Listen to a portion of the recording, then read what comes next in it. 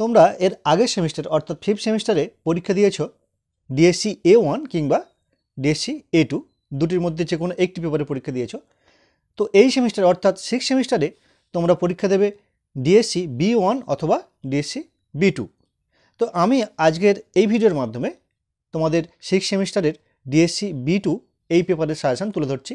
তোমরা জানো যে তোমাদের পরীক্ষায় 5 নম্বরের প্রশ্ন থাকে, 10 নম্বরের প্রশ্ন থাকে এবং 20 নম্বরের প্রশ্ন থাকে।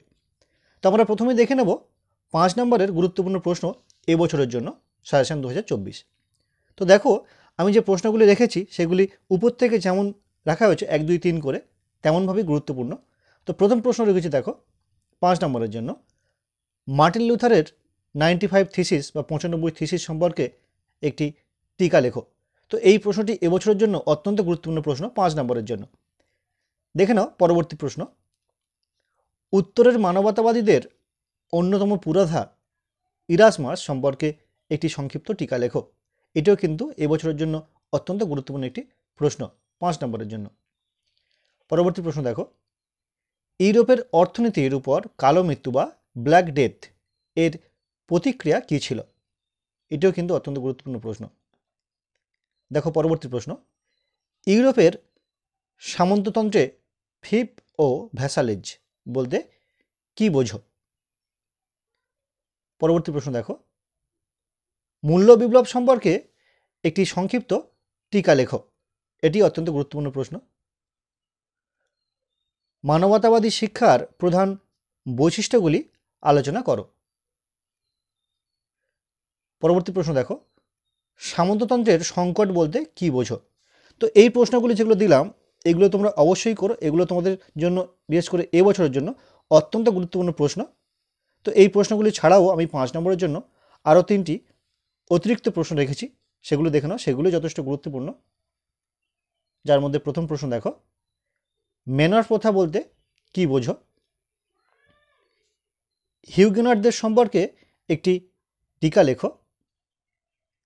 আফ্রিকায় দাস ব্যবসায় ইউরোপের দেশগুলি কিভাবে যুক্ত হয়েছিল?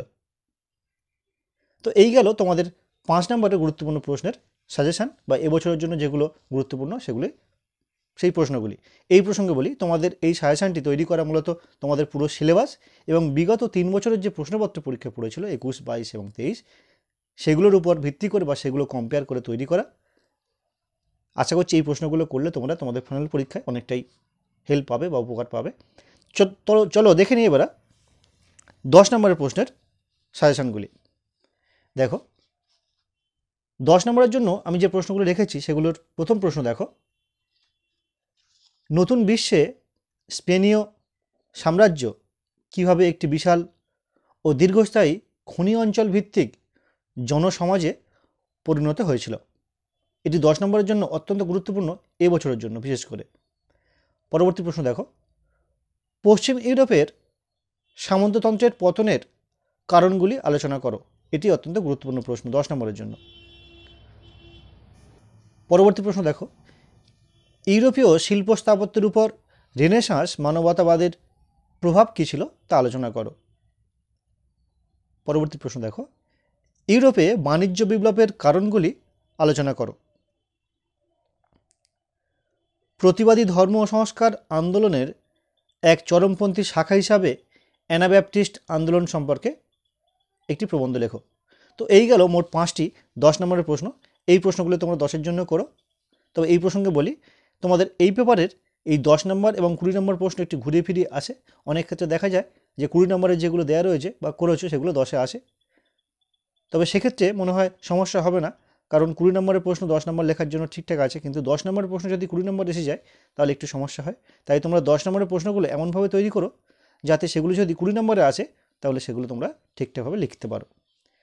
তো এইগুলো 10 নম্বরের প্রশ্নগুলি। এবার দেখে নেব আমরা 20 নম্বরের গুরুত্বপূর্ণ প্রশ্নগুলি।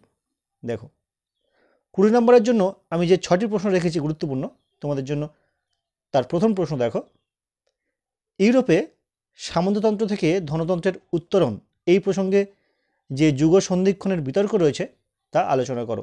এটি তোমাদের এবছরের জন্য অত্যন্ত গুরুত্বপূর্ণ একটি প্রশ্ন, ধরে নিতে পারো এটা 5 স্টার প্রশ্ন। আরও একটি প্রশ্ন তেমনই গুরুত্বপূর্ণ, যেটা হলো শিল্প বিপ্লব কেন প্রথম ইংল্যান্ডে হয়েছিল। এটি অত্যন্ত গুরুত্বপূর্ণ প্রশ্ন। তো পরবর্তী প্রশ্ন দেখো, মানবতাবাদী আন্দোলনের বৈশিষ্ট্যগুলি আলোচনা করো। নেক্সট কোশ্চেন দেখো, ষোড়শ শতকের ইউরোপীয় অর্থনীতির উপর মূল্য বিপ্লবের প্রভাব কেমন ছিল? পরবর্তী প্রশ্ন, বিজ্ঞান বিপ্লব বলতে কী বোঝো? ইউরোপের উপর এই বিপ্লবের প্রভাব আলোচনা করো। ইউরোপে মুদ্রণ বিপ্লবের তাৎপর্য আলোচনা করো। এই প্রশ্নটা কিন্তু অত্যন্ত গুরুত্বপূর্ণ প্রশ্ন এবছরের জন্য। তো মূলত এই ছিল আজকের ভিডিওর বিষয়বস্তু, তোমাদের ডিএসসি B2 সাজেশান। এই প্রশ্নগুলো তোমরা এখন থেকেই তৈরি করো, তাতে পরীক্ষার সময় তোমাদের অনেকটাই টেনশন ফ্রি থাকবে তোমরা, এবং আশা করি অনেকটাই কাজে আসবে এই সাজেশানটি। তো আজকের এই ভিডিওটি বা এই সাজেশানটি কেমন লাগলো অবশ্যই কমেন্ট করে জানিও। পারলে একটি প্লিজ লাইক করো এবং বন্ধুদের সঙ্গে অবশ্যই শেয়ার করো।